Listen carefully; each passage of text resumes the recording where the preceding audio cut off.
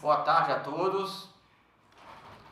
Já estamos ao vivo aqui pelo YouTube, pelo Instagram, para iniciar esse bate-papo, essa conversa sobre o mercado de feijão. E vamos hoje contar com o apoio do nosso presidente do IBRAF, nosso Marcelo Luder, para a gente conversar um pouquinho sobre essa cultura que está movimentando tanto aí nesse período de pandemia, né, Marcelo? Se apresenta. Sem dúvida. Fala um pouco de você. Sim. O pessoal entrando. Então, eu tenho trabalhado nos últimos 30 anos com a cultura de feijão, até 2006 somente como corretor, de 2006 da Bolsa de Mercadorias, né, da Bolsa Brasileira de Mercadorias, a BBM, e depois de 2006, 2007, aí em paralelo a gente começou a criar, né, o Instituto Brasileiro do Feijão, porque havia necessidade de uma interlocução, né, com a área pública, da área privada com a área pública, e aí a gente teve a grata surpresa de ter bastante apoio de produtores, de empacotadores do próprio governo. Atrás disso, uma vez que nós passamos a ter aí a Câmara, o IBRAF em si funcionando, nós somos convidados a fazer parte da Câmara Setorial, na verdade, ajudar na criação da Câmara Setorial. Tenho atuado, então, na Câmara Setorial, lá no Ministério da Agricultura, em Brasília, como consultor, tendo oportunidade, muitas vezes, de sugerir ou de contribuir de alguma forma para a evolução desse setor. Acredito que um marco foi o Plano Nacional do Feijão, que foi lançado em 2018. Na última sexta-feira, tivemos a oportunidade de conversar com a ministra, né, também online, sobre algumas situações do mercado de feijão. Há um grande interesse do Ministério da Agricultura, não só porque há essa situação da Covid e existe a necessidade de fazer um bom acompanhamento para que nós tenhamos aí o abastecimento garantido, mas também porque o Ministério tem mantido contato com várias entidades internacionais que vêm solicitando, né, que o Brasil participe mais ativamente, o que pode ser feito para o Brasil participar mais ativamente do mercado internacional de feijões e de colheitas especiais, né? Então, quando a gente fala em colheitas especiais, são produtos como, além dos feijões e pulses, né, lentilha, ervilha, grão de bico e feijão, entra ainda aí pipoca, amendoim, gergelim. Então, são produtos que normalmente os produtores têm poucas informações de mercado, né? Muitas vezes têm condições agronômicas de produzir, e esse é um trabalho que a gente vem desenvolvendo, né? E faço parte hoje também do conselho da Global Pulse Confederation, que é uma instituição mundial que trabalha em apoio à FAO, né, que é um órgão da ONU para gestão e acompanhamento, né, da questão de suprimentos pelo mundo. Então, é um envolvimento aí de longa data nessa área, né? Mais do que alguém que conhece alguma coisa, eu sou um apaixonado pelo setor. Então, dedico muitas horas e muito estudo, né? Porque acho que vale a pena e vou dividir um pouco com vocês hoje algumas informações que a gente tem tido acesso e que mostram o quanto vale a pena, né, olhar de perto essas culturas como as colheitas especiais e os pulses, né? Perfeito. Eu acredito que o Ministério e todo o trabalho que BRAF tem feito, todo o trabalho que tem feito em Brasília, é por causa da importância do feijão para o Brasil, né? É uma cultura aí, juntamente com o arroz, a dobradinha na alimentação do prato brasileiro, que é fundamental. Eu acho que você vai falar um pouco nisso, né? Essa questão da pandemia mostrou muito isso para nós, né? Quando começou-se essa questão do isolamento social, a corrida aos supermercados para trás do feijão, né? O que fez. Então, acho que a gente deve falar muito disso, né? Aqui para Goiás nem se fala. O estado aí está entre o top 5 na produção de feijão, né? Feijão em cores, eu acredito que deve ser aqui o segundo maior produtor de feijão em cores. Então, para nós, como no estado, é uma cultura muito importante. Acho que a gente já pode aí, se quiser iniciar a apresentação para a gente conversando, lembrando a todos que todos podem direcionar as perguntas pelo YouTube ou pelo Instagram, na forma onde vocês estiverem acompanhando, que eu vou estar aqui acompanhando as perguntas e vou estar repassando essas perguntas para o Marcelo à medida que for feita aí, desenvolvendo a apresentação dele. Ok. Bom, o tema principal, logicamente, é esse momento que todos nós estamos vivendo aí, né, e da pandemia. Há muitas dúvidas, né, mesmo cientistas e pessoas que têm um grande conhecimento na área têm tido dificuldades de traçar um cenário, né, para a economia, enfim, e para a própria saúde futura da população, né?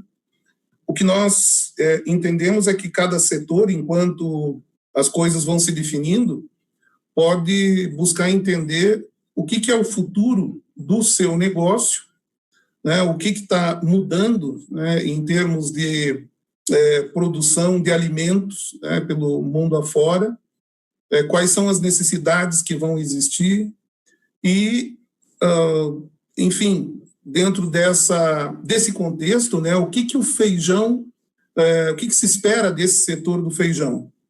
Então, eu separei alguns tópicos aqui, como, por exemplo, o Covid-19 acelerando as mudanças, né, acelerando mudanças, as oportunidades em Goiás, né, porque nós sabemos que a maior parte dos produtores que vão nos acompanhar aí nesse momento aí, essa próxima meia hora aí, são de Goiás, né?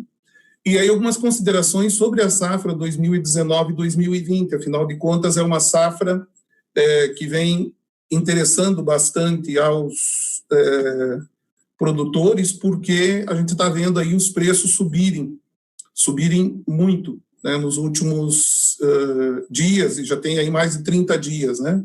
Então, esses são alguns temas que eu vou trazer a atenção aqui, né?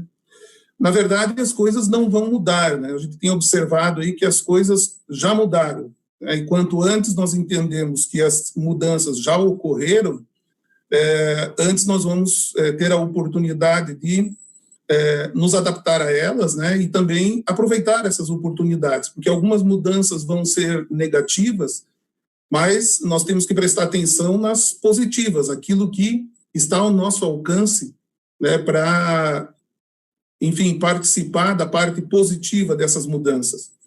Então, algumas situações são interessantes, como, por exemplo, Estados Unidos vem aumentando o consumo desde 2017. O consumo cresceu de 2017 a 2019 cerca de 30% nos Estados Unidos.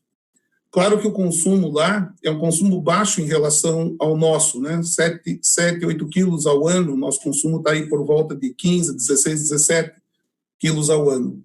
Mas é interessante a tendência num país que é muito conhecido exatamente pelos alimentos processados, né? E essa inversão que está havendo aí assim de mão, e começa a haver uma busca, né, de um alimento primário, né, básico, e que passa por uma redescoberta em alguns países como os Estados Unidos, e eles passam a ter uma dependência maior de feijões. Em que isso implica para nós? Se os Estados Unidos aumentam o consumo, será que eles vão conseguir aumentar a produção? Eles são grandes produtores também de vários feijões. Atendem a América Central, né, começando ali do México, e atendem toda essa área da América Central com feijões pretos e feijões vermelhos e rajados. E pode, né, com certeza, estar nascendo aí uma oportunidade para os produtores do Brasil participarem dos mercados onde os Estados Unidos vinham participando. Não somente ali nessa região, mas eles têm projetos e promovem feijão em países tão distintos quanto na Turquia.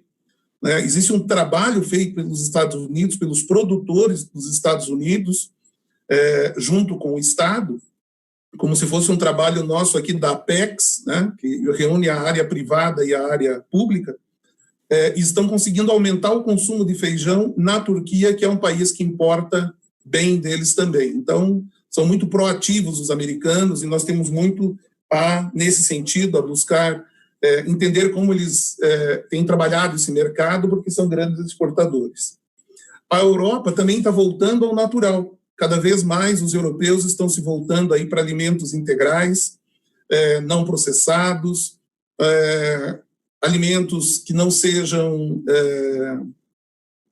geneticamente modificados, e alimentos rastreados. Mais do que nunca, o que as pessoas, tanto no Brasil quanto no resto do mundo, vão querer saber é de onde saiu esse alimento, da onde veio, como foi produzido.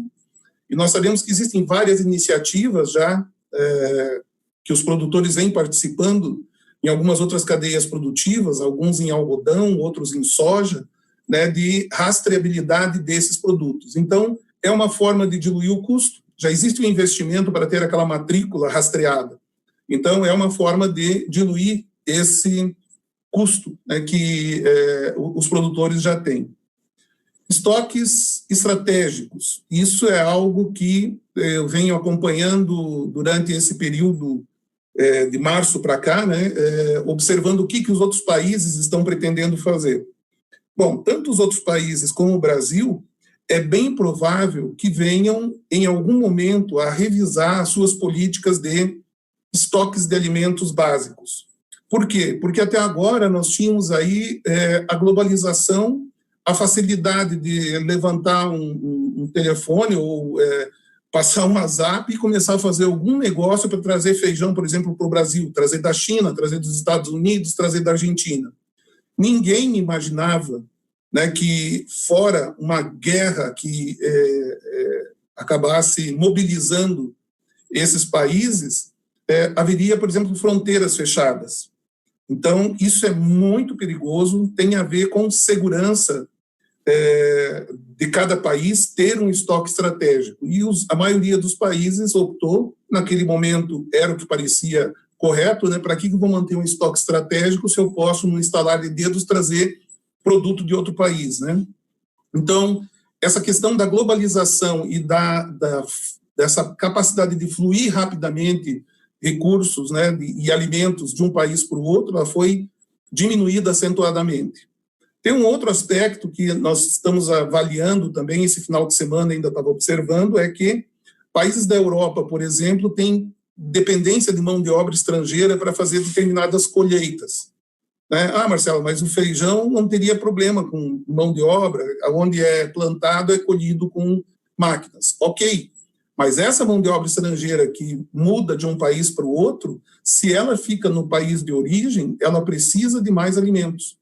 Porque tem mão de obra estrangeira dentro da Europa que passa, por exemplo, 8 meses, 9 meses do ano, trabalhando em determinados lugares, né, como uma mão de obra temporária, inclusive em indústrias, e, claro, usufruem daquela alimentação daqueles países. Se eles ficam no seu país de origem, esses países vão precisar buscar ter estoques, e se é um país que, porventura, exporte alguma coisa de feijão, ele vai diminuir a exportação dele. Então, por exemplo, colheita de morango na Itália, que está correndo risco lá porque não tem a mão de obra estrangeira. De onde vinha a mão de obra? Vinha da Europa Oriental. Então, aqueles países, eventualmente, não vão poder exportar tanto quanto gostariam de alimentos básicos, porque essa quantidade de pessoas, e não são poucas, é uma quantidade grande, né, pegando Europa, pegando Oriente Médio, pegando Ásia, que existe esse tipo de tratativas aí assim para poder dar conta das lavouras, né, usam mão de obra estrangeira. Então, isso impacta também. Menor fluxo de viagens, o mundo já mudou, né, as pessoas vão querer cada vez mais conversar dessa forma que nós estamos conversando agora e evitar viagens, mesmo aqui dentro do país. Mas lá fora, o que vai acontecer? E é uma grande oportunidade para os produtores do Brasil. Ali em cima, no outro tópico, eu estava comentando sobre alimentos rastreados. Se você garante a qualidade, se você tem um marketing daquilo que você faz, né, e aí entra a Apex de novo, e já há um entendimento com a Apex para desenvolver isso, né, que é a Agência de Promoção de Exportações do Brasil, você vai ver um resultado melhor do que os países que não fizerem isso. Então, o fluxo de viagens de pessoas que estavam vindo da Índia para o Brasil, dos Emirados Árabes, da China, para ver esses produtos, ver os feijões, ver o gergelim, ver aquilo que o Brasil tinha à disposição, isso diminui bastante agora, zera no primeiro momento e vai continuar baixo por alguns anos, e é uma oportunidade de nós aproveitarmos, porque a gente tem acesso à digitalização que vai nos ajudar, além de tudo, ter esse carimbo de um produto rastreado. Fome, gente. Infelizmente, né, estava lendo um artigo ontem da FAO, a fome vai aumentar vertiginosamente no mundo. Fome significa o quê? A pessoa que está com fome, ela busca sair de onde ela está. Cada vez mais, por N motivos, inclusive agora porque pode levar uma doença, as pessoas vão ser freadas nas suas fronteiras. Então, é o caso agora da Venezuela, né, aqui com o Brasil. O mundo precisa dar um jeito de fornecer alimento para eles, para que eles fiquem lá. Então, também indica um aumento de consumo de produtos e de proteínas que nós temos aí também nos feijões. São também consumidores de feijão. Bom, acelerando a mudança. Sim, Marcelo. Então, a gente está vendo aí um panorama de um crescimento do consumo de feijão, não só aqui internamente no país, né, mas todo mundo. O mundo inteiro consumindo mais feijão e pulses, né? Exatamente. Eu vou mostrar daqui a pouco um item assim que eu considero muito interessante, muito importante, porque ele mostra qual é o tamanho dos mercados mundiais desses produtos. Então, eu vou mostrar ali feijão rajado, quanto que consome, né? E a gente tem daí quais são os países que estão consumindo, porque existia uma ideia que, inclusive, eu fazia parte das pessoas que pensavam até alguns anos atrás que, feijão basicamente é o Brasil que consome, Brasil e Índia. Não, vou mostrar para vocês que o volume é bastante grande e muitos países estão envolvidos. Então, acelerando a mudança, o que a gente tem escutado dos economistas, das pessoas que estudam, até os filósofos estão falando sobre isso, que a gente vai ter uma aceleração das mudanças. Aquilo que a gente esperava que mudasse em 10 anos, aliás, faltou um S ali, desculpe, em 10 anos, né, vai mudar em 1 ano, ou menos, né? Então, não vai ser só essas questões que a gente já percebeu aí, como comentei agora há pouco aí das reuniões online, mas certamente tem muita coisa que vai ser acelerada. Por que vai ser acelerada? Porque o mundo já vinha num caminho, né? Por exemplo, esse recorte que eu trouxe aqui para vocês, dessa revista The Lancet, é uma revista muito respeitada na área de saúde. E ela fez um estudo de impacto no meio ambiente se as pessoas continuarem consumindo alimentos do jeito que consomem. Então, para não consumirem e para ter sustentabilidade no planeta, para conseguir atender 10 bilhões de pessoas sendo alimentadas, eles colocam lá, né, a gente encontrou lá a linhazinha que nos interessava, existem vários produtos, como, por exemplo, maior consumo de amendoim, maior consumo de nozes, né, que alimentam, nutrem bem a pessoa. Mas do nosso maior interesse agora, nesse momento aqui, nós vamos passar, o mundo vai ter que consumir 75 gramas de pulses por dia, pode ser lentilha, ervilha, grão de bico ou feijões, né? A gente tem vários feijões. Para terem uma ideia, o Brasil hoje consome 30 gramas de feijão por dia. Então, um país que é conhecido como grande consumidor de feijão, dentro do olhar desse estudo, né, que depois posso passar para vocês os detalhes e os links, muito interessante de a gente ler sobre isso, mostra que para alimentar essas pessoas, a gente vai ter que consumir o dobro do que é consumido no Brasil de feijão. Mas o mundo todo, essas 10 bilhões de pessoas vão precisar disso. É por isso que existe um grande interesse de FAO e outras organizações, como o Global Pulse Confederation, existem outras instituições que vêm trabalhando para acordar o Brasil do grande mercado que existe lá fora e do potencial. Aqui dentro já tinha uma mudança bastante encaminhada, bastante interessante. Por exemplo, já são hoje perto de 29 milhões de pessoas que se apresentam como vegetarianos ou veganos, né? E o número aí tem ao redor de 15% da população hoje. Então, esse é um movimento aqui no Brasil que vai ser muito acelerado. Por quê? Porque há uma tendência da população de encarar esses alimentos proteicos, os pulses, como uma salvaguarda contra problemas de saúde que podem surgir, como vírus e isso que a gente tem visto aí como o Covid. Então, isso é Brasil, mas na Europa já vinha muito mais acelerado. Então, na Índia, para vocês terem uma ideia, eu estava lendo um artigo nesse final de semana de que frango caiu a menos de $1 por quilo lá. Por quê? Porque as pessoas simplesmente, como eles já eram vegetarianos, alguns por religião, outros por uma questão de filosofia de vida, eles estavam devagarinho se adaptando a frango, né? E de uma hora para outra vem esse problema todo, o que eles fazem? Voltam à alimentação deles antiga, que eles relacionam com saúde, e dizem os cientistas que realmente é. Então, há uma avenida para ser aproveitada pelo Brasil aí, com a alimentação para os vegetarianos, eles vão crescer muito. Uma outra situação... Oi? Lembrando assim que muitas dessas carnes veganas, né, que hoje são comercializadas, ela tem como um dos ingredientes principais o feijão, né, os pulses, né? Exatamente. Então você tem aí, por exemplo, ervilha, né? Ervilha é produzida aí também em Goiás, é um dos poucos estados do Brasil que produz ervilha. Depois vou comentar alguma coisa sobre ervilha também.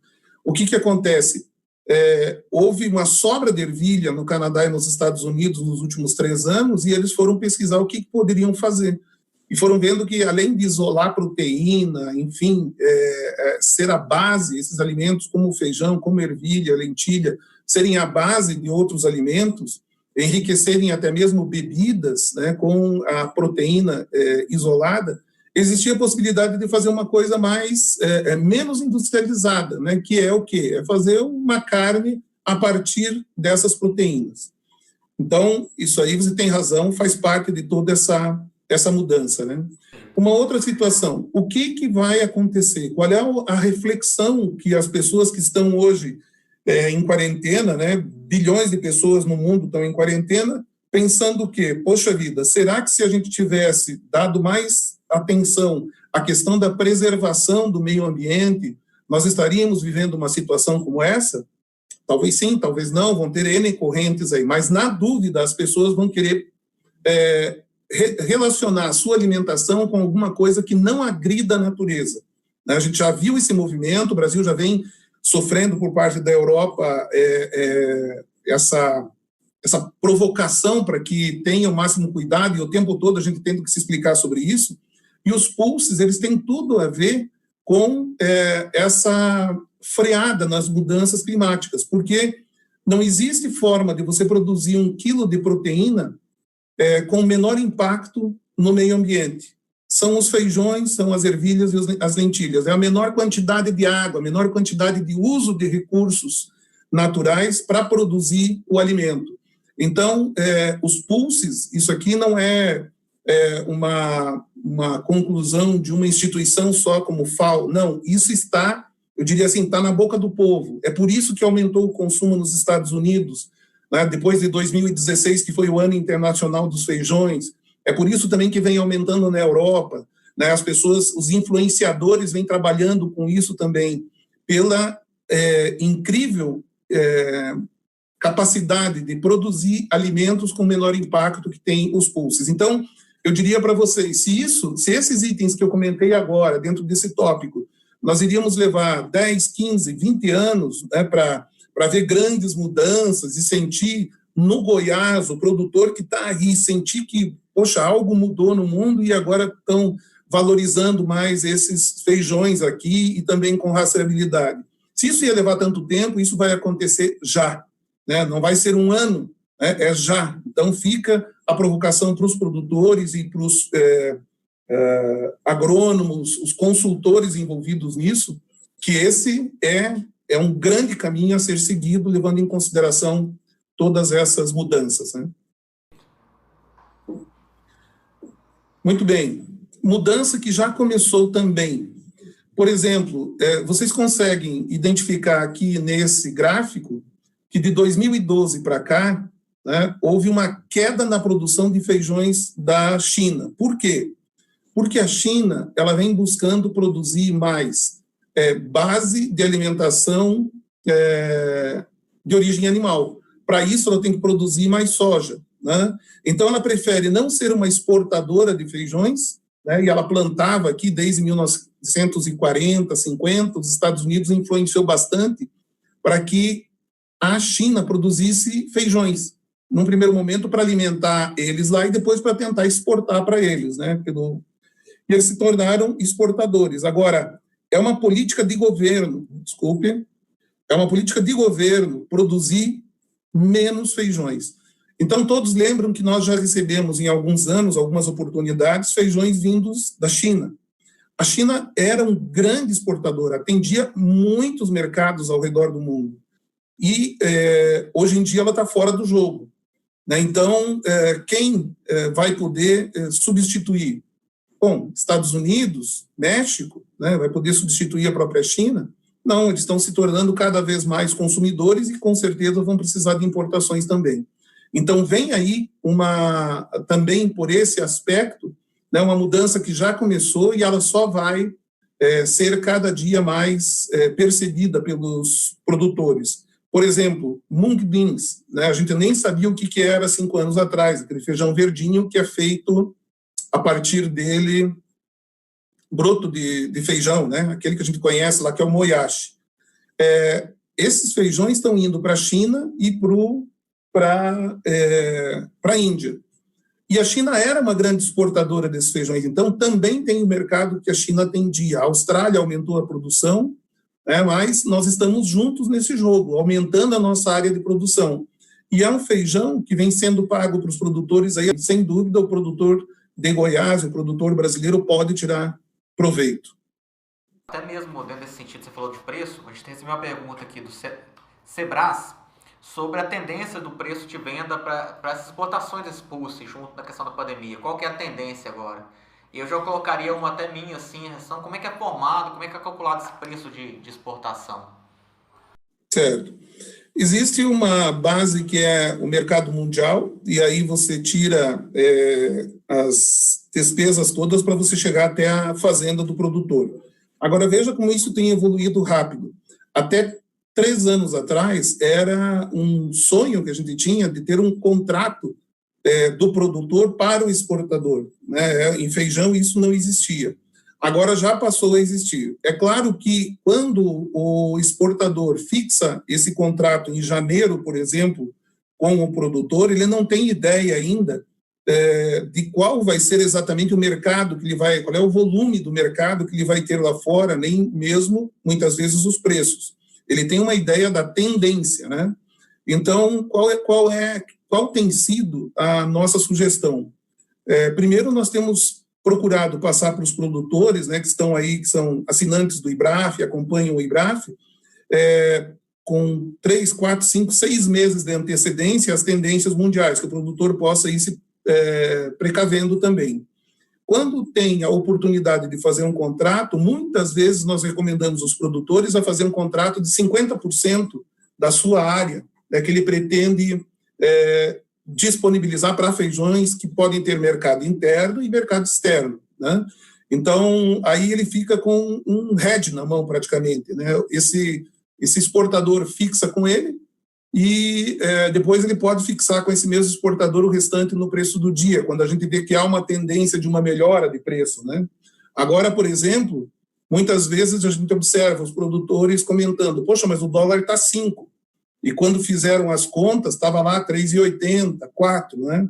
É verdade. Agora, a dificuldade tem sido que você tem limites para poder fixar câmbio e que você tem, exatamente nesse momento de Covid, menos disponibilidade de recursos para fixação de câmbio e para antecipação de recebíveis à exportação.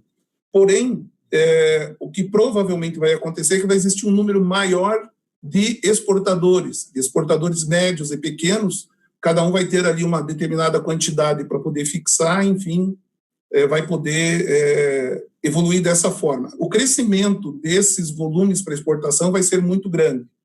Para o próximo ano, nós podemos fazer um bom trabalho antecipando essas tendências, monitorando o que acontece no restante do mundo, porque quem produz a maior parte do feijão no mundo é o hemisfério norte, colhe uma safra. Então, quando eles colhem, dá tempo de a gente observar o que colheram ou qual é a tendência no mundo para determinadas variedades, que pode ser o rajado, o vermelho, o mung, pode ser o calpi mesmo, né, que é plantado mais no Mato Grosso, mas que Goiás vem plantando também com muito sucesso. Então, vamos buscar orientar esses produtores nesse sentido. Agora, não resta a menor dúvida de que esses mercados vão ser muito interessantes, estão todos em alta nesse momento. O feijão vermelho hoje está em alta lá fora, é um feijão que normalmente está $900, hoje ultrapassa os $1.000, $1.100. Enfim, tem havido uma movimentação também depois do Covid bastante intensa. A gente tem até uma pergunta aqui, Marcelo, sobre a questão do calpi, como você colocou, né? Tanto o Sidney quanto o Abner, ele pergunta, na sua opinião, específico no mercado do calpi, sobre qual a diferença em relação, imagino seja, do mercado com o feijão comum e quais são as vantagens em relação a outro mercado. Não só o calpi, com os outros, né? Os outros vinhas, pulses aí. Eu acredito que uma das características, olhando pelo lado da produção dos feijões calpis, é a rusticidade que ele tem. Ele é rústico, né? Ele tem aí suporta o estresse hídrico de uma forma bastante interessante, são sementes desenvolvidas pela Embrapa, lá de Teresina, e que vem ganhando um bom mercado lá fora. Do ponto de vista de produção aqui, ele é plantado na safrinha. Como ele tem um ciclo bastante curto, né, então ele é interessante também. Ciclo curto, o que é? 65 a 75 dias. Né? Ele não é tão exigente em termos de adubação. Então, ele é um feijão que tem tido um custo de produção relativamente baixo, com a possibilidade de uma margem relativamente interessante. O que a gente tem que tomar cuidado é que não existe ainda um gerenciamento no Brasil uma melhor fluidez das informações, por exemplo, de área plantada. A gente consegue saber melhor qual é a área dos Estados Unidos que foi plantada pela forma que eles fazem os levantamentos do que aqui no Brasil. E o Brasil tem a tendência do efeito manada, né? Então, vai todo mundo plantar calpi. Aí, claro, o preço acaba baixando num determinado momento. Agora, ao longo do período, você vai ter, entre você colher e você, se você conservar bem esse feijão, antes da próxima colheita, não tenha a mínima dúvida que vai surgir uma boa oportunidade de comercialização. Mas como é que você vai atingir esse mercado? Então, nós temos observado aí essa MP do Agro, por exemplo, os novos papéis que estão chegando, nós acreditamos que vão poder também ser utilizados na área de feijão para que possa ser carregado em estoque por mais tempo. Os outros feijões são também interessantes, inclusive sob irrigação, né, como os feijões rajados. Ah, não, Marcelo, mas o rajado ele dá 15% a 20% menos do que o carioca. Até porque o carioca, o produtor está manejando ele há muitos anos, né, e a pesquisa já avançou durante muitos anos. Mas existem produtores que conseguem melhorar esse rendimento do feijão rajado. Outro fator interessante do rajado também é um ciclo mais curto e a possibilidade de ter um mercado internacional. Se sobrar, por exemplo, se houver um super estímulo agora para produzir feijão carioca, o que vai acontecer lá na frente? O preço vai cair. E nós não vamos ter para quem exportar, porque o mundo não importa feijão carioca, pelo menos não até agora. Então, se tem o feijão rajado, ele tanto tem mercado interno quanto mercado externo. Então, não colocar todos os ovos numa cesta só, né? Será que respondi para ele? Acredito que sim. Qualquer coisa ele nos coloca aqui mais alguma dúvida. Então, e o que é exportação do Brasil? É uma realidade isso ou é uma coisa assim só de se falar aí na mídia, né? Então, esse slide aqui que eu estou mostrando para vocês, ele mostra a evolução de 2010 para cá, como vem sendo bastante grande, né, exponencial. Só em 2016 que foi quando nós tivemos aquela seca tremenda, né, e tivemos uma quebra muito grande, ainda assim foram exportadas 45 mil toneladas. E nós só não exportamos mais feijões porque nós não produzimos mais feijões para exportação. Se nós tivermos, né, e o que vem contribuindo, inclusive, aqui para essa evolução também, é o seguinte, bem lembrado agora, é essa diversificação. Se nós tivermos só o feijão calpi para fazer exportação, nós vamos participar ali com 50, 80, 100 mil toneladas por ano do mercado. Mas se nós temos uma gama de feijões, como hoje a gente tem perto de 12 a 15 feijões diferentes, não tem a mínima dúvida de que isso vai crescer. Existe uma expectativa dentro do setor, e a gente vem comentando desde que foi feito o Plano Nacional, de que se for implementado o Plano Nacional, que prevê desde marketing até sementes de qualidade, investimentos em aumento de consumo no mercado interno, investimentos para divulgar os feijões brasileiros lá fora, existe uma possibilidade de a gente chegar rapidamente às 500 mil toneladas. Então, a gente não vai ter problema de ficar com, né, como a gente comenta aí no bom português, com o mico na mão, né?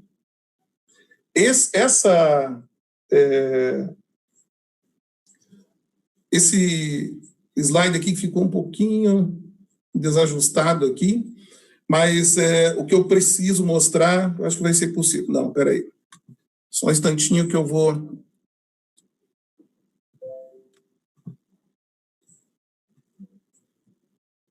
Aqui, vamos ajustar isso aqui que vai ficar legal. Esse aqui é muito importante. Desculpa aí, vamos lá. Aí. Pronto. Então, vejam esse quadro do mercado mundial. O que é o mercado mundial? Olha só, amendoim é um mercado de 3 milhões e 400 mil toneladas. Em 2018, né, que seria essa coluna aqui, o Brasil exportou 222 mil toneladas. É um setor que merece a nossa admiração pelo que vem fazendo, é o interior do estado de São Paulo. Começa a migrar agora também alguns polos de produção para o Mato Grosso. Se os produtores buscarem a aproximação com os consultores agronômicos que têm, né, ou até mesmo com o Instituto Agronômico de Campinas, com a Embrapa, uma maior familiaridade em cima desse produto, não tem a mínima dúvida que vai ser interessante, porque nós estamos abrangendo até agora apenas 6,5% do mercado mundial, fazendo 222 mil toneladas. Com o seguinte detalhe, nós temos condições de aumentar a produção, somos competitivos em termos de preço, os dois maiores exportadores, né, que são os maiores competidores, a Argentina e os Estados Unidos, estão no limite de produção. Então, o mercado mundial pode crescer se vocês, produtores, produzirem mais. É um produto extremamente técnico, realmente implica em ter um conhecimento maior, uma estrutura, mas eu acho que vale a pena os produtores do Brasil se debruçarem sobre isso. Um outro produto que iniciou aí no Vale do Araguaia, em Goiás, foi o gergelim. Ele iniciou ali e acabou migrando lá para a região de Canarana, e é um mercado de 2 milhões de toneladas. Nós fizemos alguma coisinha em 2018, O ano passado aumentamos aí para cerca de 20 mil toneladas, e esse ano existe a expectativa de chegarmos aí a 70, 80, 90 mil toneladas. Só a China importa 1 milhão de toneladas por ano para fazer o óleo, muito utilizado lá. Então, produtos básicos de cada cultura, nós temos que colocar atenção, porque numa situação dessa de emergência de Covid, o que o brasileiro buscou comprar no supermercado? Feijão, arroz, o básico, farinha, primeiro o básico, né? O que os americanos, olha só, o que os americanos compraram? Na semana que antecedeu ali o início da quarentena nos Estados Unidos, apenas uma empresa vendeu 24 milhões de latinhas de feijão nos Estados Unidos. E as pessoas, na hora que tiveram que relacionar um período longo de quarentena, produto nutricional, muito bom em termos de nutrição, e barato, o que eles fizeram? Feijão. Várias culturas ao redor do mundo. Então, para algumas culturas, o gergelim é básico, o amendoim é básico. Então, para eles, é um mercado interessante a gente explorar ele, porque é o básico deles, e eles precisam desse básico deles. Então, o gergelim não é só em cima do pão do McDonald's, né? Ele é um produto extremamente nutritivo e que tem muitos subprodutos que vêm a partir do gergelim e do amendoim. Os dois se prestam muito para a industrialização, inclusive para uma verticalização de produção nos estados, né? Ervilha, por exemplo, o Brasil ainda importa ervilha, eu vou mostrar daqui a pouco, mas exportou alguma coisa, muito provavelmente a maior parte aqui foi enlatada, né?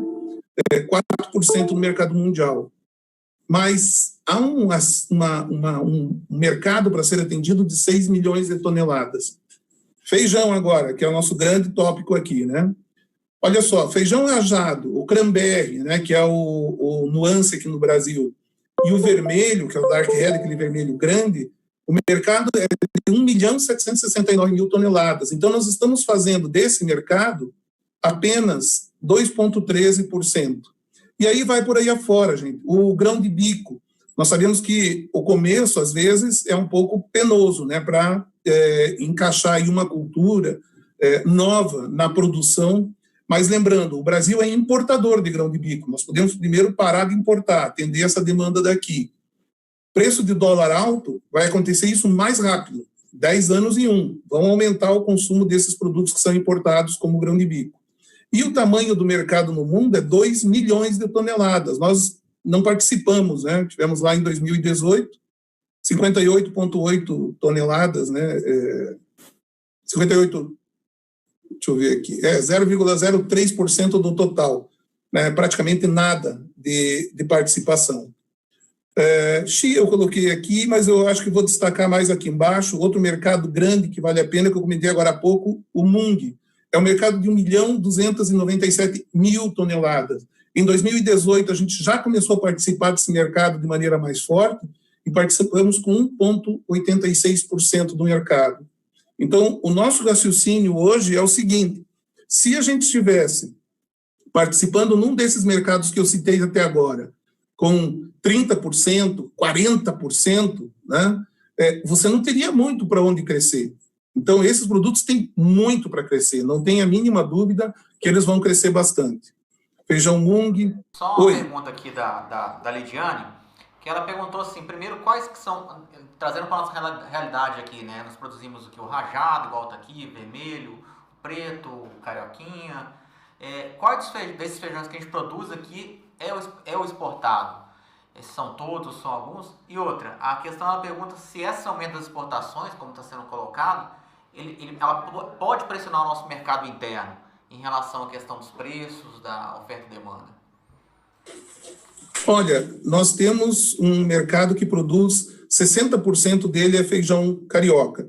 O interessante da conversa com a ministra na última sexta-feira, né, a ministra da Agricultura, Tereza Cristina, ela acabou expressando, né, uma tendência que nós devemos, né, um objetivo que nós devemos ter no Brasil, que nós já defendemos há alguns anos, que nós precisamos ter feijões diversificados. Por quê?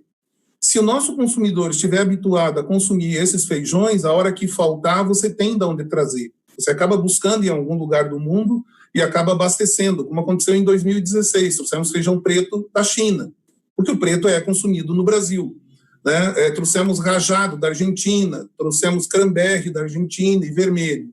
Agora, por exemplo, o vermelho que nós temos até agora aqui, existe um vermelho que existem os vermelhos miúdos, pequenos, que são produzidos e, inclusive, estudados ali pela Epamig, né, junto com a Embrapa, e existe um feijão vermelho maior que temos que tomar cuidado porque ele não vai para enlatamento ou para envidrar. E existe um vermelho que apareceu nos últimos anos, tem aí há muitos anos, ele é plantado num lugar e no outro, e nós descobrimos que aquele vermelho é o que a Europa quer, porque é um vermelho que, quando você cozinha, ele continua vermelho, ele não muda de cor, né? Então, vai por aí.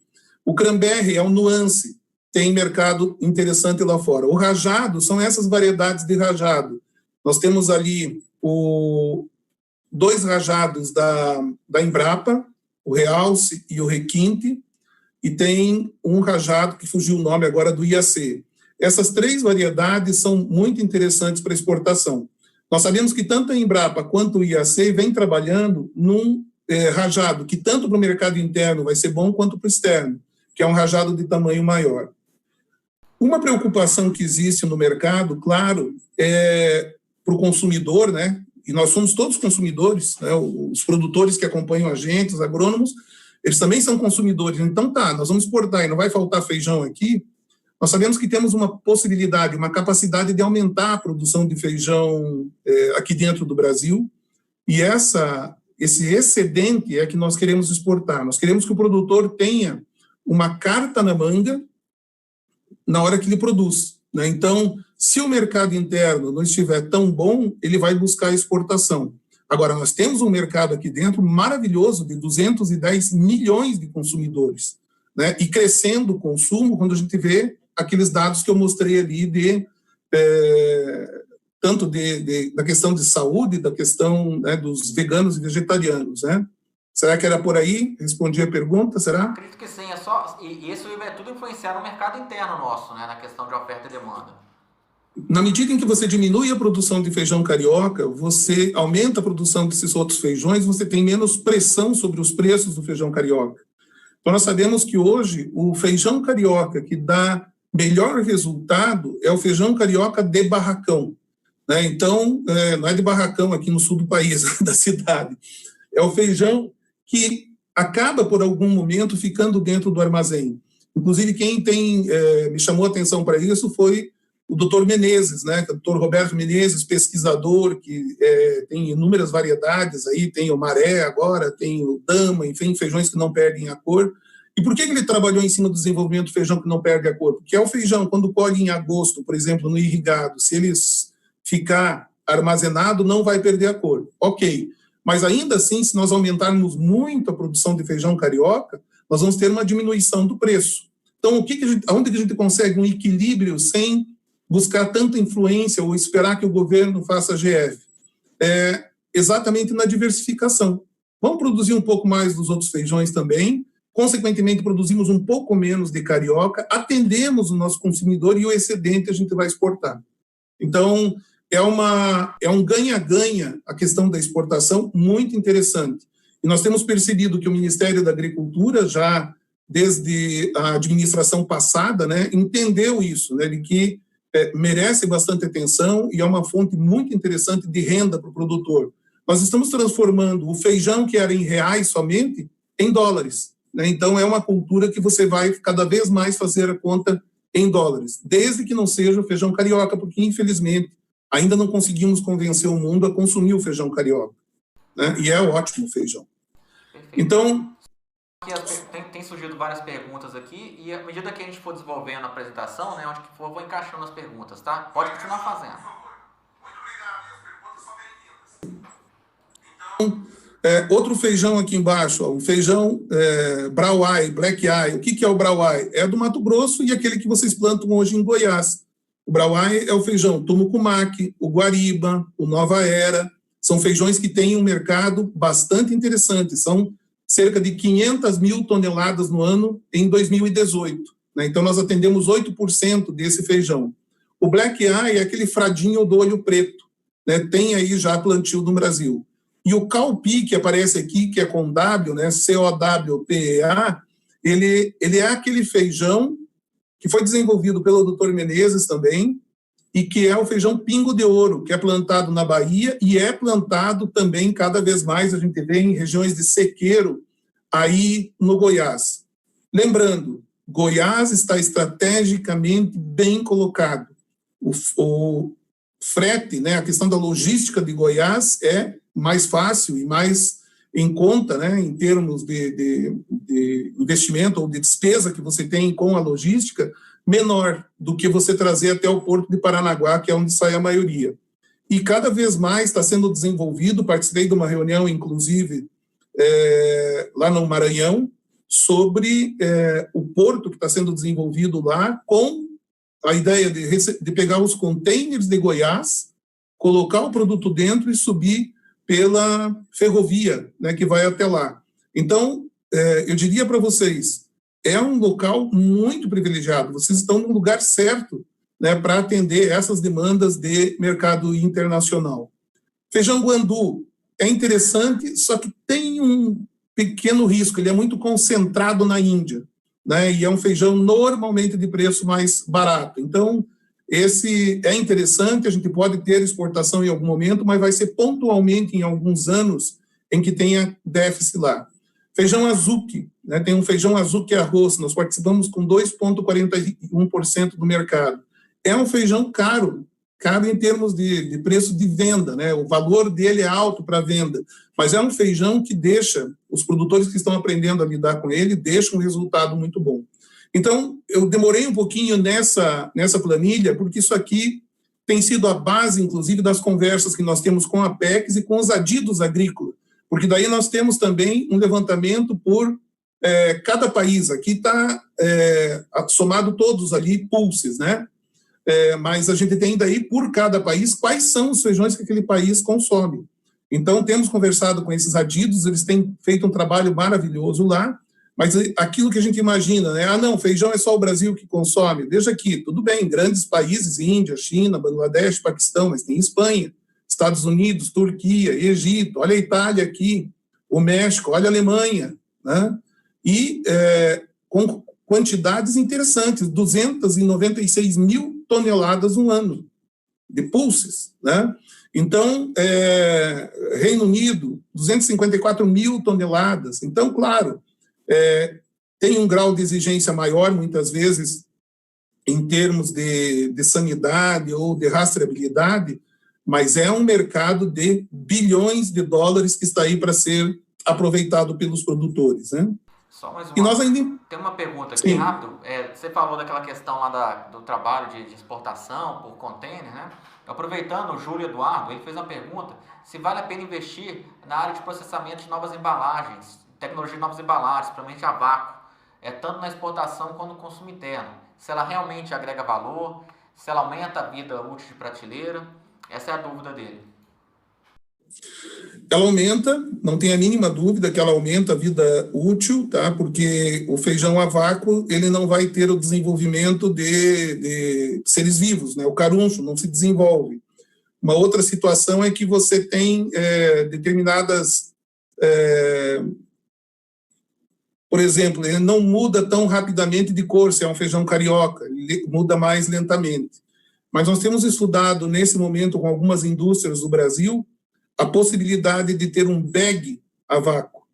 Então, o bag entraria dentro do container, possibilitaria que um país que nem a Índia, que usa muito cold storage, eles usam muito armazém refrigerado, tá? E esse feijão chegaria lá, ficaria empilhado, não precisaria gastar com cold storage. A gente está ainda nessa questão de olhar o preço, custo, benefício, né? E do feijão a gente tem visto que algumas marcas de feijão orgânico têm aproveitado esse tipo de embalagem. Eu acredito que é mais para um nicho de mercado ainda no Brasil, porque feijão carioca, por exemplo, é tão rápido que ele chega na prateleira e é vendido, que acaba não fazendo sentido você ter uma embalagem a vácuo nele. Mas é algo que, se os custos forem ficando mais razoáveis, não tenha dúvida que vai ser aproveitado. Um item que tem sido pouco comentado no Brasil é esse, ó. Eu estava comentando ali, né? O tópico, né? Por que nós importamos ainda feijão? Bom, uma das coisas que vem acontecendo no Brasil é isso aí. Você vê a linha verde, a área aumentando de soja, e na linha vermelha o quê? A área de feijão no Brasil. Na medida em que você tem essa diminuição, a gente acaba aumentando a importação. Ué, Marcelo, mas o ano passado ainda a gente teve preços de feijão que não eram tão interessantes no feijão carioca.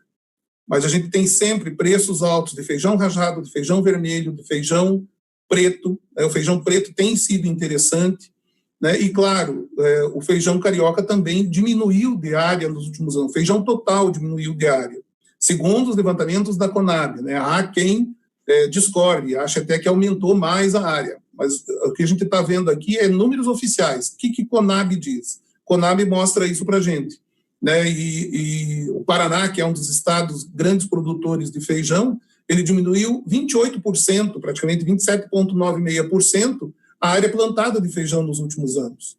Então, há aí uma necessidade de uma gestão melhor, inclusive, a gente está procurando instigar isso via Câmara Setorial lá em Brasília, para que a gente aproveite, né, esses mercados de uma forma mais inteligente. Então, sempre que você, produtor, né, que está acompanhando, ou a pessoa de um outro elo da cadeia produtiva, ouvir falar em aumento de área de soja, que é o que já se preconiza para o ano que vem, tenha certeza que significa menor área de feijão. Consequentemente, bons preços à vista, né?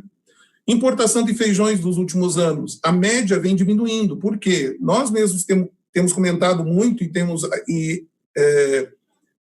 incentivado os produtores, por exemplo, em irrigação, plantar também feijão preto. O consumo é bem interessante dentro do Brasil, cerca de 500 mil toneladas. Mas nós importamos todos os anos. Então, a questão é, tudo aquilo que a gente está importando hoje, imagine no dólar de 5 como é que fica, né? Então, se torna um mercado bastante interessante. Você, produtor, que está ainda com área de irrigação em aberto, com possibilidade de plantio, entre em contato conosco, converse com as pessoas de mercado, olhe os feijões, porque pode ser uma opção bem interessante. Não somente o carioca, né? Mas feijão preto, por exemplo, os argentinos estão assim, ó, olhando a nossa situação. Hoje ainda tiveram contatos aqui com a gente. Também o pessoal dos Estados Unidos teve contato hoje querendo saber da produção de feijão preto no Brasil. Por quê? Porque se o Brasil tem pouco feijão preto, vai importar da Argentina. Importando da Argentina, a Argentina participa menos no mercado da América Central. Mas o feijão preto nos Estados Unidos já está... Aí, Argentina, nos Estados Unidos, qual grupo de feijão pode sofrer mais com a pandemia? Sofrer mais com a pandemia em termos de ter menos consumo, mais consumo, bom, vamos entender aí que seja a questão de abastecimento, né? Eu acredito que seja isso. Eu acredito que a gente está vivendo o primeiro impacto, né, da pandemia. Se alguns que parecem realistas estiverem certos, né, a situação, o coupi mesmo, que é o feijão pingo de ouro, esses feijões vão ter uma grande demanda no mundo afora nos próximos meses e nos próximos anos, porque são feijões de custo de produção mais baixo, mas de grande demanda pelo mundo. E eu tenho a impressão que, infelizmente, muitos países não vão ter como escolher. Eles vão ter que comprar aquilo que tiver preço, inclusive a própria Índia, né? Então, essa situação vai dar uma oportunidade de crescimento em termos de volume nesses feijões. Na medida em que você tem toda essa situação que eu comentei de uma volta para dentro do país, uma busca de produzir por ali mesmo aquilo que eles precisam, eu acredito que vai acabar abrindo, apesar de nenhum país vai conseguir hoje produzir tudo, o Brasil só, né, consegue produzir praticamente tudo que consome, exceção do trigo, não sei mais alguma coisa aí, mas dá para fazer pão de milho, fica bom. Então, essa situação abre o potencial dos mercados. Então, os maiores mercados hoje vão ser os maiores mercados com demanda no futuro. Então, grandes mercados como os calpis, mercados como o do feijão rajado, né, ele também vai ter um grande interesse. A gente vai sentir agora, infelizmente, os produtores plantaram pouco e tem muito pouco feijão rajado plantado. E o feijão rajado vai subir no mercado interno, por ter pouco aqui, e também vai subir no mercado mundial. Então, são feijões aí muito interessantes. Eu diria que calpis, rajado, preto e vermelho, nessa ordem, né? Colocaria o mung aí entre o rajado e o preto também. Então, é mais ou menos nessa ordem. Breno Souza, lá de Teresina, do Piauí, um abraço para o pessoal do Nordeste aí, obrigado pela participação com a gente. Ele colocou que no ano passado praticamos o preço calpi em torno de R$60 a saca. E acho que tudo que você colocou aí, ele está querendo saber a expectativa para esse ano. Porque, de acordo com o relato dele, lá na região dele, muitos produtores não plantaram o calpi esse ano. É uma tendência que a gente precisa continuar trabalhando com os produtores. Ano de preço baixo é pai de ano de preço alto, né? Então, cada vez mais a gente tem que fazer esse trabalho, o próprio IBRAF vem fazendo, o Ministério da Agricultura, as secretarias da Agricultura tem que fazer chegar, né, essa atomização que vocês na FAEG estão fazendo, levar essa informação para os produtores de Goiás, e você veja a extensão disso até do Nordeste. Então, na medida em que você tem o feijão carioca caro, né, o que é caro? R$300 a saca, né, por volta disso, você tem uma demanda maior por outros feijões, feijão preto, feijão calpi. Eu acredito que o preço do feijão calpi, aquilo que a gente sabia que era de uma determinada forma, dá um refresh aí na teclinha, né, e nós vamos ter que aprender tudo de novo, mas aparentemente a tendência é essa, né? Aqui, o total de área plantada no Brasil, de 2011 para 2019, mesmo que você venha a ter, claro, o argumento de que a produtividade aumentou, a verdade é que menos área de feijão está sendo plantada no Brasil. E isso mostra que nós podemos reagir, podemos plantar uma área maior, porque agora não é só o mercado nacional, né? Até aqui, mais ou menos, era só mercado nacional. Então, se você aumentasse 100, 200 mil hectares de feijão aqui, nós tínhamos que consumir aqui dentro, né? Só que ao longo desses anos, isso vem mudando, nós temos como exportar. Então, ainda que você tenha área menor, eu acredito que parte da área de irrigação que vem aumentando não tem sido corretamente avaliada até agora, né? Existe um déficit nas informações. E essa área irrigada é a área que vai produzir mais feijão de qualidade, tanto para o Brasil como para a exportação, né? Qualidade é em área irrigada, coisa que Goiás está na frente, né? Tem uma grande área irrigada. Aqui, a área plantada de feijão carioca, de 2015 a 2020, nós tivemos uma diminuição de 30% na área. De novo, dados oficiais, né? Dados oficiais apontam 30% a menos de área. Agora, será que não há sonegação de informação? Pode ser, né, que nem todas as lavouras sejam declaradas exatamente, né? Vamos ver aí como vem se desenvolvendo aí a questão de monitoramento por satélite, etc., talvez venha mostrar uma outra realidade aqui para o Brasil, né? Safra 2019 e 2020, vamos chegar um pouquinho mais perto daquilo que os produtores estão querendo saber hoje, né? Então, essa aqui é a tela da Conab, né? Aqui é o que a Conab já tinha percebido em termos de produção até o mês de março, né? Eu acredito que ela vai avaliar agora as quebras que estão acontecendo e vão continuar acontecendo aqui no Paraná, e provavelmente vão chegar a uma conclusão próxima nossa, que a gente vem estimando aí, que nesses 3 estados ali, 80% do feijão produzido na segunda safra são nesses 3 estados, que é Paraná, Minas e Mato Grosso. Então, o importante de produção de feijão cores carioca são esses 3 estados. E o que a gente tem visto? A gente viu uma diminuição bastante importante do volume total, né, desses 3 estados. O Paraná ainda está em avaliação, desculpe, ainda está em avaliação aqui o tamanho da quebra, porque a gente daí teve geada semana passada, o feijão que tinha sido plantado em janeiro ficou bastante prejudicado, mas o volume que choveu até agora no Paraná não foi suficiente para mudar o quadro do volume absoluto de produção. E o mercado vai depender agora, do final do mês de abril e durante o mês de maio, desse feijão que sai daqui. Né? E essa quantidade, a gente estimou ali em sacos, ela vai dar 2 milhões e 600 mil sacos. Então, não seria suficiente para 30 dias de consumo, aquilo que o Paraná vai produzir para o Brasil. Né? Aí soma Minas Gerais. Então, você tem um pouco mais de 30 dias. Mas lembrem que esses números aqui não estão tirando o estoque de passagem, sempre há feijão depositado em algum lugar do Brasil, né? Não vai ser consumido todo ele ali, absolutamente. E você tem que tirar também aquilo que é utilizado para ser replantado. Né? Então, parte da produção vai para replantar. Por isso, né, que a gente vê uma tendência de que os preços continuem altos. Né? Mas está pensando que o feijão vai a 400? Isso é difícil você precisar isso, porque, claro, você vai ter o consumidor retraindo sempre que passa de R$6. Você tem a substituição de feijão carioca por feijão preto e feijão calpi. Feijão preto está com um pouco agora, mas os argentinos estão produzindo, vem alguma coisa agora no mês de maio, junho para cá. Então, aonde ele vai, é difícil você colocar, mas o que você pode colocar é a tendência de que ele vai continuar extremamente interessante do ponto de vista dos produtores que forem colher em maio, junho e julho também. Né?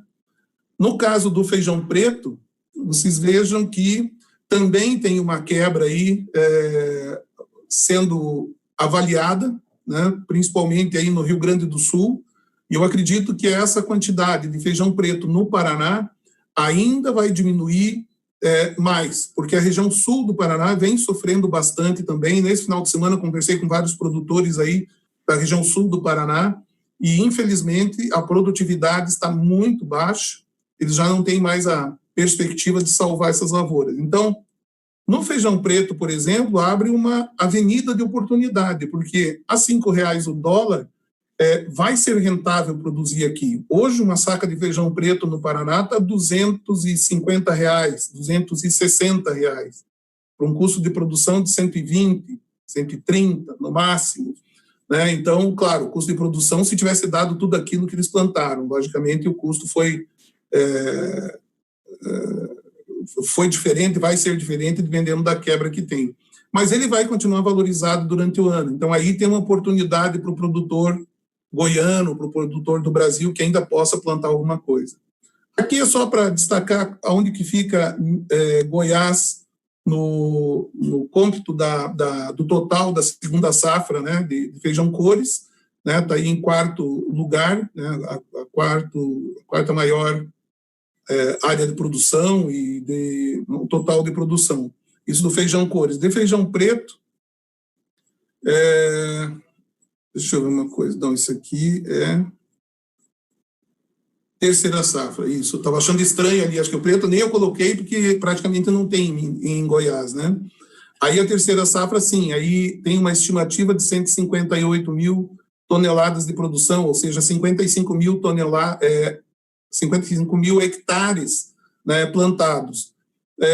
Isso a gente, inclusive, convida os produtores, né, que participam aí dos grupos que a gente tem de WhatsApp, que se manifestem, né, se a gente tem esses 55 mil hectares plantados, mais 68 mil plantados em Minas, se a gente vai ter esse total plantado, porque isso vai determinar o preço de feijão de agosto, setembro, até março do ano que vem. Como a área plantada de feijão carioca tem sido menor durante a primeira safra, ou a safra que é colhida, né, a gente tem preferido comentar, a safra que é colhida janeiro, fevereiro e março, tem sido menor. Então, muito provavelmente, parte disso vai ter que abastecer lá na frente também, né? Lembrando assim que esse feijão terceira safra aqui em Goiás, ele compete com milho semente, né, com a tomate para indústria também, que é muito procurado. Então vai depender muito dessas nuances que o produtor vai decidir ainda, né, para plantar. para a gente ter esse número final aí. E vai depender, igual você colocou muito também, né, Marcelo, do mercado, né? Dependendo como é que for o mercado aí nessa segunda safra, pode também levar a aumentar muito essa área. Se depender do mercado, depois eu vou mostrar desde quando a gente está fazendo esse tipo de avaliação aqui. Nós temos pego ali o ano agrícola do feijão, de novembro a outubro, né? E esse exercício que a gente tem feito aqui tem dado bem certo, né? Porque ele já vai antevendo o que vai acontecer durante o ano. Então, o que são essas colunas aqui? Aqui é o estoque, é a soma do que vem do mês anterior, mais o que é colhido dentro do mês, e isso aqui é a estimativa de demanda. Então, você fica negativo. Ora, se abril fica negativo, a gente sabe que não tem como ficar um estoque negativo. Isso aqui é para avaliação de tendência, né? O que você tem a tendência no mês de abril? De subir. Então, nós já tivemos no mês de março o preço batendo aí os R$300, não tem nenhum refresco aqui nesses meses de abril, maio, junho, né? Você não tem superávit previsto aqui. Então, a tendência é que ele, se porventura estabilizar ou em algum momento ele recuar, ele tende a recuperar de novo. Esses meses aqui, até fim de maio, pelo menos, com certeza, a gente vai ter aí preços, a tendência de preços bastante historicamente altos, né? O preço médio. E aí a gente já começa a olhar lá para frente, quer dizer, se não mudar essa área plantada, o que é que a gente vai ter? Nós temos uma concentração no mês de agosto.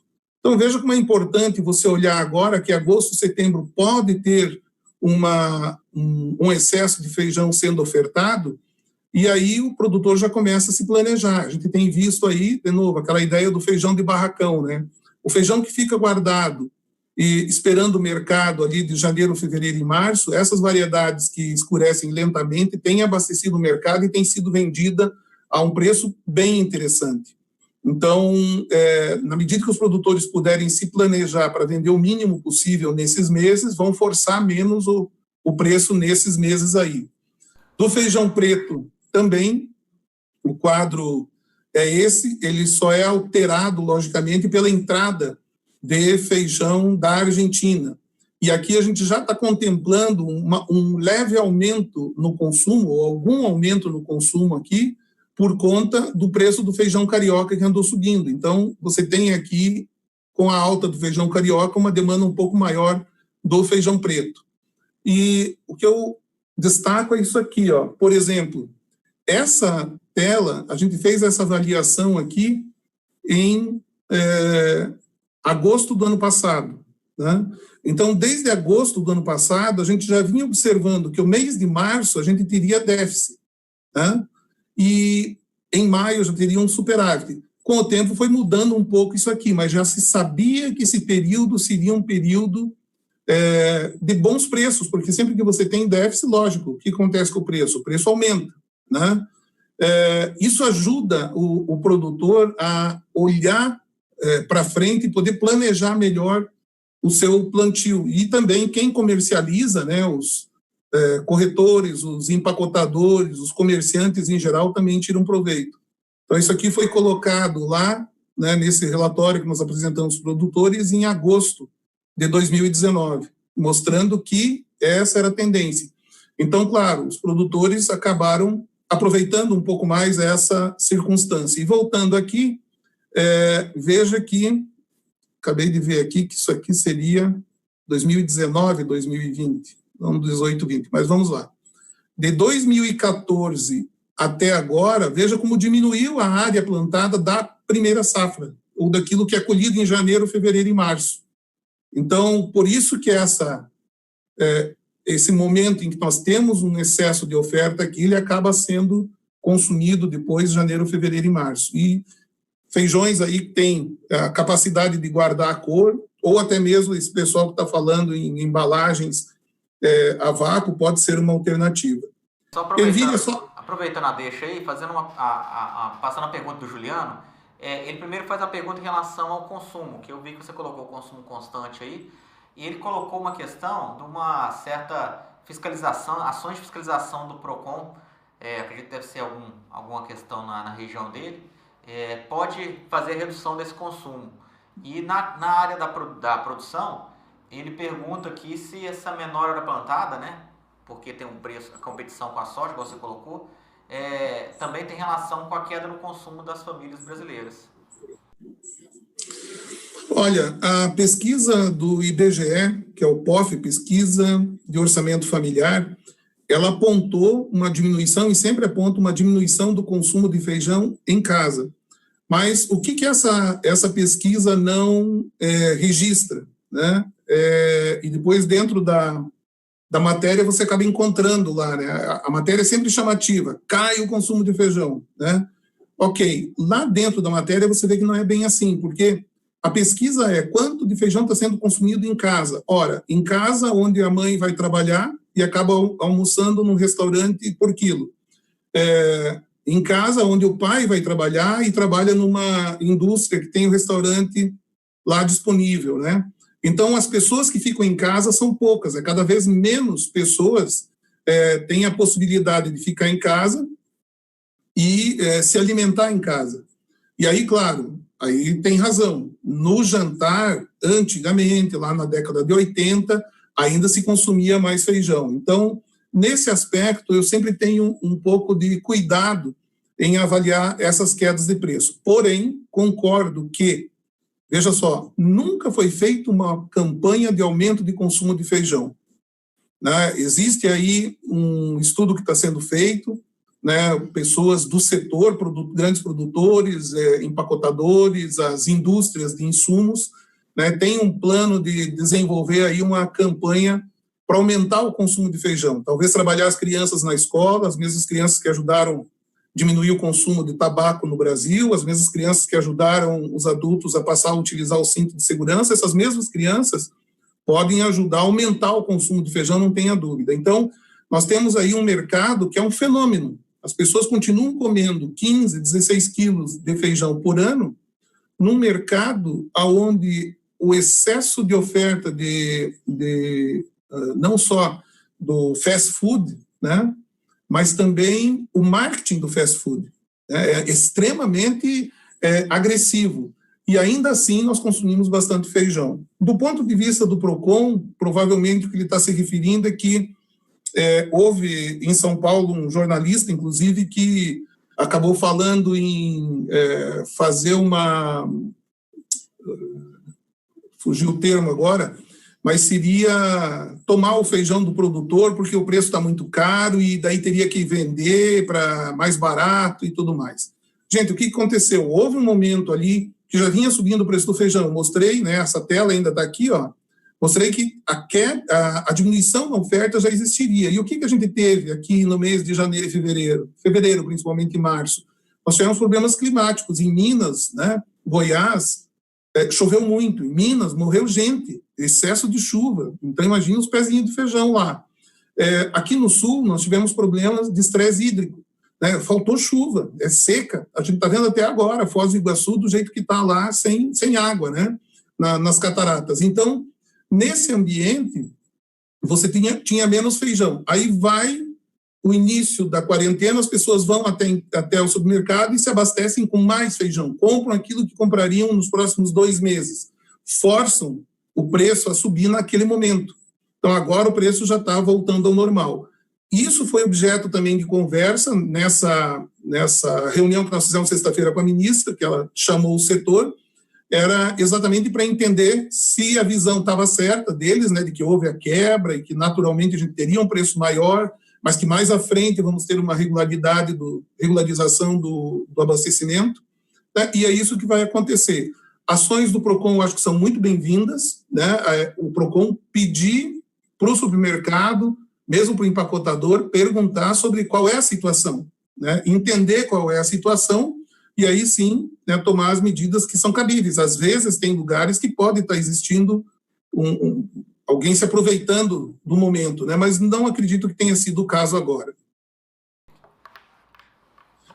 Aqui, eu tinha comentado sobre a ervilha, vocês estão num estado, né, que pode produzir ervilha. Então, veja que todos os anos aqui, né, no mês aqui por mês, mas o total aqui, em cada ano, né, mais de 30 mil toneladas de ervilha são importadas pelo Brasil, da Argentina e alguma coisa também do Canadá e Estados Unidos. Então, inclusive foi objeto de conversa já com a Embrapa Hortaliças, né, o doutor Varley, lá, sobre a questão se é viável economicamente plantar ervilha no Brasil e em Goiás, e ele diz que sim, está a ser disponibilizado no segundo semestre desse ano as sementes. O vermelho que nós tínhamos falado, que é um vermelho maior, esse é o rajado, né? O grão de bico que vocês conhecem, esse é o nuance mais arredondado, né? Veja que esse aqui é o rajado e o nuance mais arredondado. Vamos lá, feijão branco, nós infelizmente temos uma ou duas variedades só no Brasil, ainda não está no ponto a produção, não acertamos a mão ainda até onde a gente sabe, mas é um mercado interessante. O calpi que nós conhecemos, né, que é o feijão lá do Mato Grosso, e o feijão que é plantado hoje aí em Goiás também. O feijão mung, que eu comentei há pouco, a gente sabe que o Goiás está plantando também, mercado super interessante. O azuki arroz, né, que tem um mercado mundial. O guandu, que eu comentei da peculiaridade dele e assim de anos para produzir melhor ou pior, né? E algumas sugestões que eu tomei a liberdade de colocar aqui para o Mato Grosso, para Goiás, que alguns passos que a gente vê que estão sendo dados em outros estados, né? A questão de redução do ICMS, né? Mais do que nunca agora, claro, os estados estão buscando manter a sua arrecadação, mas também, mais do que nunca, a questão de preço de alimentos vai estar na mídia. Então, na medida em que a mídia compra uma ideia de divulgar isso, de que o ICMS, qual é o peso do ICMS de Goiás, né? E a gente sabe que o ICMS de Goiás hoje torna, inclusive, pouco atraente as indústrias de Goiás empacotarem. Então, vem feijão de fora do estado. Então, tem aí um espaço para negociar, tendo em vista que outros estados reduziram, né? O fundo para pulsas que foi criado lá no Mato Grosso reduziram o ICMS e criaram um 0, lá que vai para pesquisa de colheitas especiais e pulses, né? Uma iniciativa da Profir, do Afrânio, lá do Mato Grosso. Projeto de polo de irrigação, né? Uma avaliação um projeto que foi desenvolvido com a Universidade de Viçosa e uma Universidade de Nebraska, no oeste da Bahia, de avaliação da capacidade de captação, né, de água e ser utilizada aí na irrigação. E foi um projeto muito interessante, também está sendo agora replicado lá no Mato Grosso e pode ser interessante aí replicar ele no Goiás também, porque tem essa chancela também de uma instituição séria de fora do Brasil, que não é envolvida em questões aí de viés político, né, de ideologia, né, e pode ser bastante interessante nessa linha também desenvolver algum estudo. É o estado que produz a maior quantidade de sementes no Brasil, sementes de feijão. Então, na medida em que forem bem fiscalizadas as sementeiras, a adoção do uso de sementes vai ser muito interessante, vai abrir cada vez mais portas e oportunidades para o produtor de Goiás. E a questão da rastreabilidade, que eu comentei há pouco, né, é algo que pode ser buscado, e hoje eu já diria que não é que pode ser buscado, ele tem que ser buscado o mais rapidamente possível, né? O fórum, eu vou, numa outra oportunidade, comentar mais sobre ele, porque esse ano nós mudamos a data de junho para setembro e existe a possibilidade, talvez, de passar para o ano que vem, né?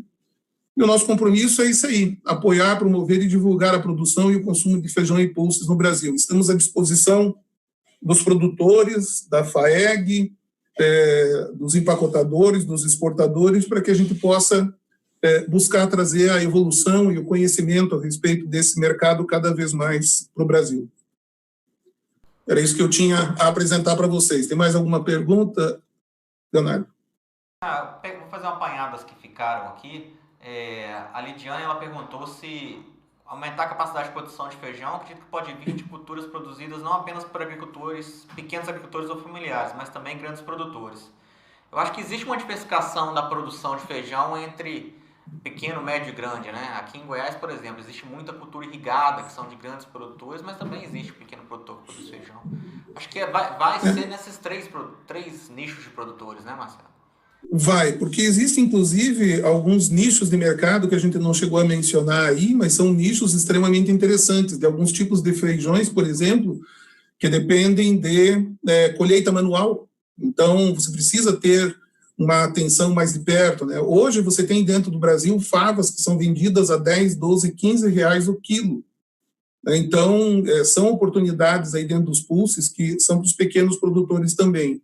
E o feijão é muito interessante, a gente comenta sempre que é um produto com forte apelo social, é mais do que um produto, é uma causa, né? Porque ele socialmente atende o produtor, né? E provê renda para esses produtores menores, né? E também vai até o grande produtor. E no consumidor também, você atende todas as classes sociais, né? Então, nós sabemos que, como existem, no mínimo, centenas de tipos de feijões diferentes para serem produzidos, ele vai conseguir abranger e atender a todos.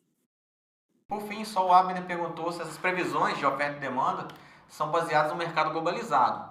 Eu acho que foi tudo que a gente colocou aí. E assim, se existe uma expectativa para a abertura do mercado internacional, eu acho que é muito trabalho que o IBRAF anda fazendo, né, Marcelo? Exato. Existe um projeto em andamento, um programa em andamento, né, que busca aumentar essa presença. Nós tivemos uma reunião bastante interessante em outubro, em Brasília, que foi uma reunião com cada adido agrícola do Brasil, né? O adido agrícola é alguém que está lá em um país diferente promovendo os produtos do Brasil. E nós mostramos a eles o que cada país onde eles estão está consumindo. Né? Então, a gente sabe que o consumo é interessante, o volume pode aumentar, nós vamos procurar ir contribuindo para que haja uma coordenação entre o aumento de produção e a busca desses mercados ao redor do mundo. Perfeito. Bom, acho que respondemos todas aqui, eu acho que foram muitas perguntas, a participação bastante efetiva de todos, mostrando a importância desse mercado. Já contactei aqui nossa diretoria para falar um pouquinho, conversar, vou levar um pouco das questões, das sugestões que você colocou para Goiás, que eu acho que são várias importantes, e mais na frente eu acho que a gente tem que encontrar para a gente fazer esse trabalho conjunto aqui em Goiás, para a gente potencializar ainda mais, né? Então, Marcelo, aí deixo espaço para você aí, para fazer as considerações finais, para a gente poder já ir finalizando, né? 1h30 de live, quando o papo é bom, né? Rende. Veja só, o que eu posso dizer é que nós estamos, né, e o produtor que está aí nos ouvindo, ele está no lugar certo, na hora certa, né, com o produto certo, tem a possibilidade de produzir alimentos, né?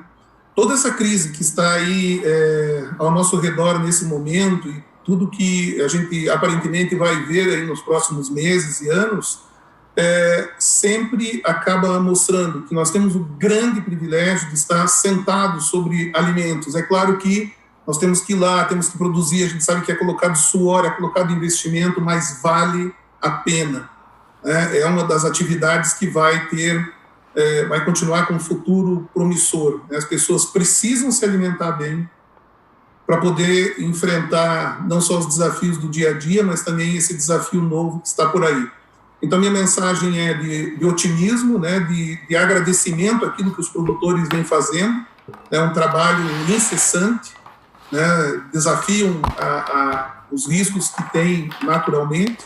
Então, um reconhecimento e um incentivo, né, que possam buscar cada vez mais informações sobre esse mercado, porque ele vai está rendendo bons frutos a todos. Né? E Goiás, mais uma vez, lugar certo. Que bom. Gente, muito obrigado pela participação. O link da nossa live vai ficar disponível aqui no YouTube da Federação da Agricultura. Vou estar passando pelo WhatsApp para o Marcelo, para que também divulgue. E vamos continuar com o seu otimismo. Obrigado e tenha a todos uma boa tarde. Boa tarde, um abraço a todos.